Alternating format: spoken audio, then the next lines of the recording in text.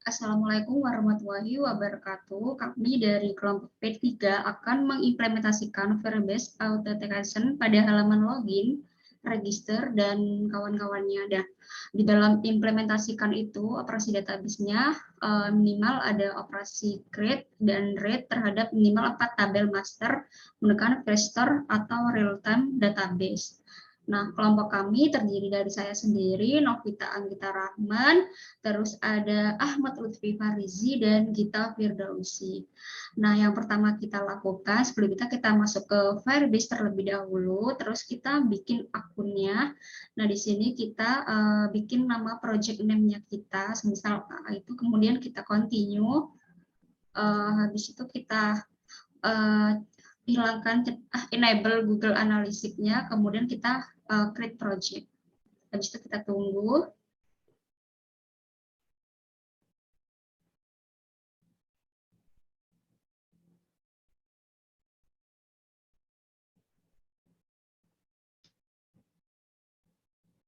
Habis itu kita klik continue. Nah, kita sudah berhasil membuat project yang bernama AA itu. Kemudian kita ke Android. Habis itu kita register terlebih dahulu. Nah, di situ kita register terlebih dahulu.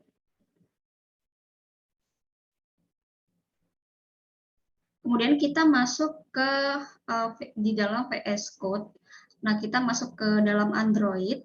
Nah, di sini masuk di app, kemudian di WidGet, di SRC, di main, kemudian Android manifest. Nah, di sini buat PBM-nya, kita buat Android name PBM-nya.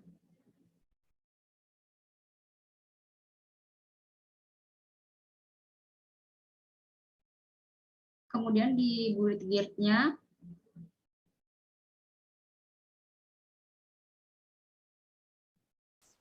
nah di sini kita bikin plugin Google JMS, Google Service-nya. Kemudian buat multi-deck enable-nya true. Kemudian kita di format di Google Service JSON, format JSON-nya.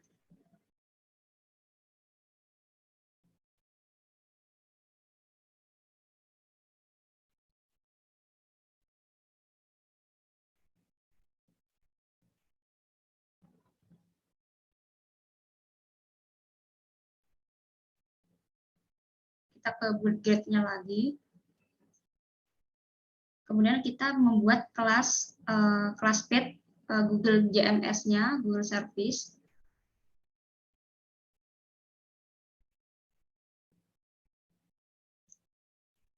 Kemudian ke PubSpecs YAML, di sini kita buat root restore-nya, Firebase out-nya, dan Firebase core-nya.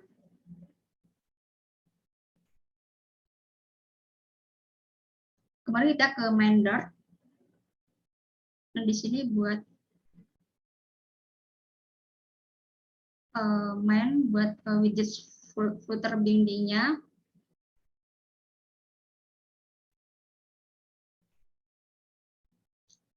Kemudian await Firebase initial app-nya.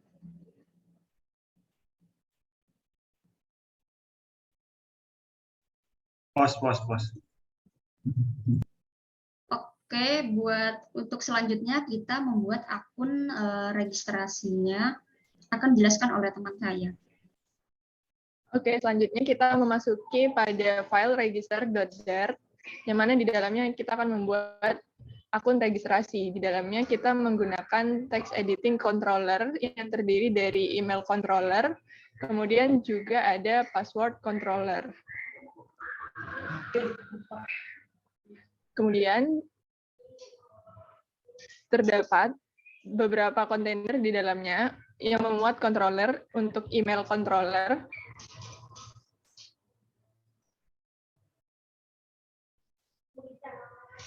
Kemudian juga terdapat controller untuk password seperti yang sudah ada di awal tadi, yang mana controllernya itu untuk password. Nah, kemudian kita lakukan do sign up. Di dalamnya terdapat variabel email dengan memanggil email controller.text, kemudian juga terdapat variabel password, yang mana menggunakan password controller seperti yang sudah disebutkan tadi. Kemudian kita print sedang daftar dengan variabel res await Firebase out-nya instance dengan email dan password. Kemudian muncul perintah hasil daftar, yang mana di dalamnya terdapat final stack bar dengan duration, const duration seperti yang tertera pada di codingan. Kemudian di dalamnya terdapat konten dengan tulisan registrasi berhasil, kemudian dipersilakan untuk login akun.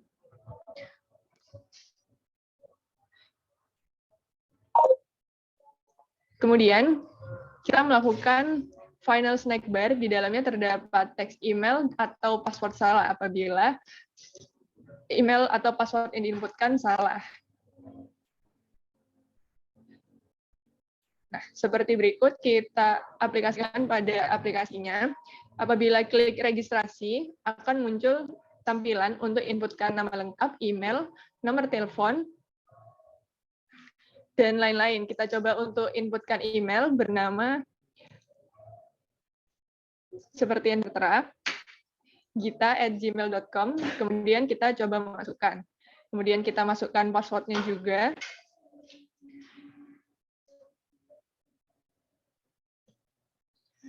Kemudian kita klik registrasi.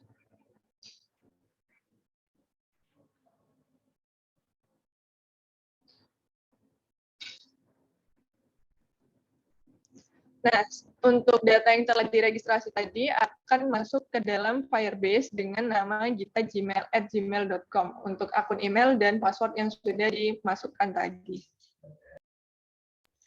Kemudian kita coba login.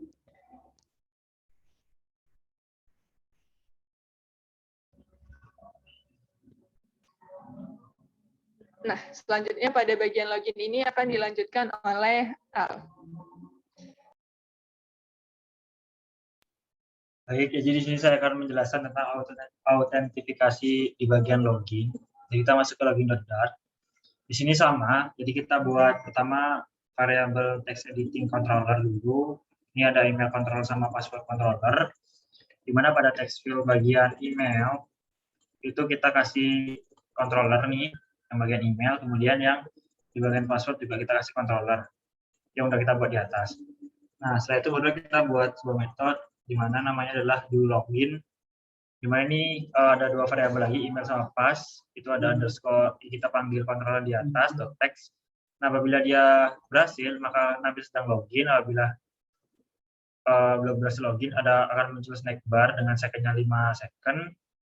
Nah, apabila sudah berhasil, nanti akan lanjut ke dalam button navbar. Nah, fungsi button navbar ini ada di bagian navigasi navbar, bagian navbar.dart ini.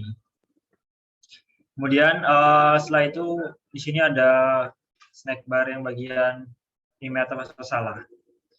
Nah, untuk demo aplikasinya seperti yang ini, jadi kita masukkan email dan password yang kita daftarkan, kemudian kita pencet login, maka akan berhasil login dan datanya tersebut sudah tersimpan di dalam Firebase, yaitu adalah gita@gmail.com. Selanjutnya saya akan menjelaskan mengenai CR di Firebase-nya ini.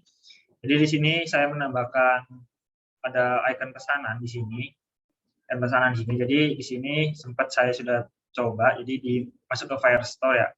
Jadi di Firestore ini juga kita harus menginputkan beberapa paspek dan YML yang tadi di bagian paspek. Ini kita harus importkan Firestore-nya ini supaya kita dapatkan package-nya. Kemudian kita balik lagi ke dalam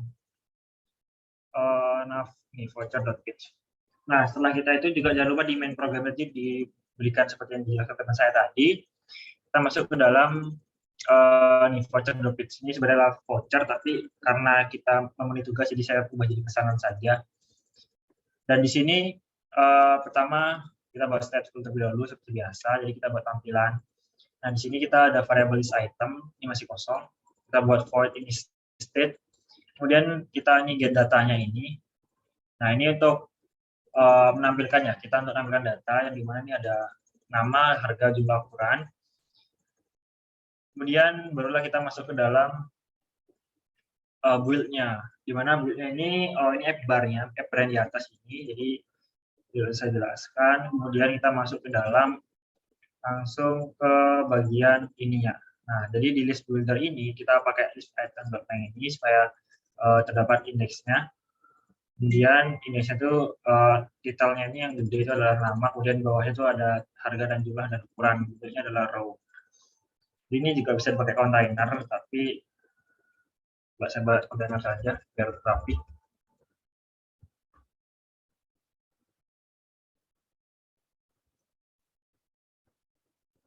Oke, jadi biar saja row. Jadi seperti ini. Terus kemudian, nah di bagian bottom text yang bagian tambah pesanan ini, di bagian reference data ini, sorry, jadi kita di sini ada prosesnya, itu adalah kita ngambil data yang sudah kita buat di atas, variable data. Nah, buat yang bagian text button yang di bagian bawah ini, kita masuk ke apa namanya itu ke kelas, yaitu adalah try add. Nanti ada di bagian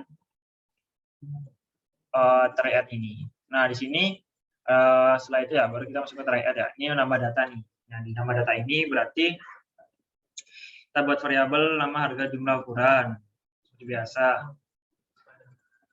Nah, jadinya di sini ini untuk, nah kita klik dulu ya. Nah, di sini ini untuk tampilannya seperti biasa saja, cuma nanti di bagian in link-nya, nah in well-nya itu kita pakai contact, kita pakaiin itu, kita panggil variabel kita udah buat di atas. Nah, jangan lupa di on change-nya ini kita sesuaikan ukuran, jumlah, dan yang lainnya. Coba kita kasih misalnya adalah baju, kemudian harganya adalah sekian, jumlahnya adalah sekian, ukurannya adalah L. Klik simpan. Nah, setelah itu maka database akan langsung disimpan di dalam Firestore ini. Nah, ini. Mohon maaf. Sebentar. Oh ya, belum saya refresh. Nah, muncul 2 kali, mohon maaf, dari pas saya refresh tadi muncul 2 kali. Jadi di sini kalau kita back, kemudian kita refresh, maka akan meng-get datanya. Nah, jadi di sini ada datanya sudah kita inputkan tadi, sudah create tadi. Nah, mungkin penjelasannya itu saja mengenai create dan read menggunakan Firebase kurang lebihnya dalam proyek kami. Kurang lebihnya mohon maaf apabila kekurangan kata atau penjelasan yang kurang berkenan. Akhir kata saya ucapkan Assalamualaikum warahmatullahi wabarakatuh.